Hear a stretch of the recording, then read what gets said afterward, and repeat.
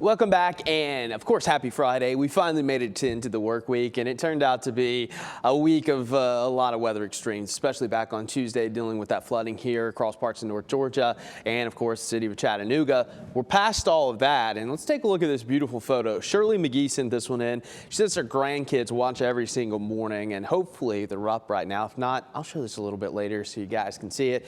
Beautiful rainbow there over Sell Creek. We had a few downpours yesterday, nothing widespread, but it did lead to a few shots like this. And of course, if you get any photos or video, send them in, weather@local3news.com. We'd love to feature you here, especially on a Friday as we're coasting into the weekend. 74 here in Chattanooga this morning, 72 in Dayton, 69 in Blue Ridge. Murphy, you guys are the cool spot at 66, but still plenty of humidity, still plenty of moisture out there, and temperatures are going to bounce back into the low 90s, likely to have that heat index close to 100. So average highs right around 90 this time of the year. So this is just your typical mid-August heat. Taking a look at your satellite and radar, front dropping to the south, dry for now. We will have a little bit of storm activity later today. Some of those are going to be moving pretty slow, so I can't rule out a few isolated pockets of 1 to 2 inches, especially this afternoon. So we'll keep a close eye on the radar.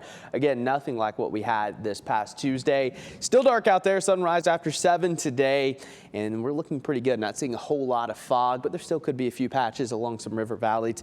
Let's take a look at your futurecast. Dry this morning through lunchtime.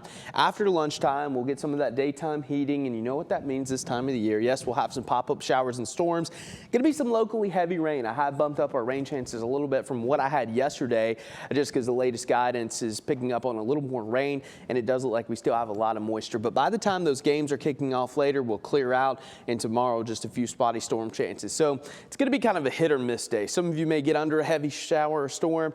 Some of you may stay dry, and if you stay dry, it's going to be very hot and steamy. So just be mindful of that. Keep a close eye on the radar. Switching gears over to the tropics, we've been tracking Erin all week. It's finally making close impact to land.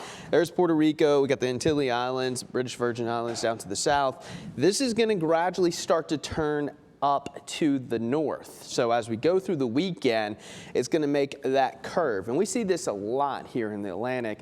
If we don't have the proper steering currents, it will eventually shift and turn back off to the north and west, or north and east, I should say. And it looks like it is going to split the uprights between the outer banks of North Carolina and the island of Bermuda. So it doesn't look like it's going to have a direct impact to the East Coast, but if it takes this westerly track, there's going to be some pretty rough seas and likely some rip currents in places like North Carolina, South Carolina, Georgia, all the way up to New England. So we'll still keep a close eye on this, but fortunately, it looks like the main impacts associated with the wind, heavy rain, going to stay just off of the East Coast. And here's a look at some of the spaghetti models associated with Erin. This is just kind of a compilation of a lot of models, and you can see all taking that shift and curving right before making impact with the East Coast. So great news. That's the last thing we need as a hurricane impacting the U.S. But things are going to be quiet here locally. Hot and steamy, those storm chances later today.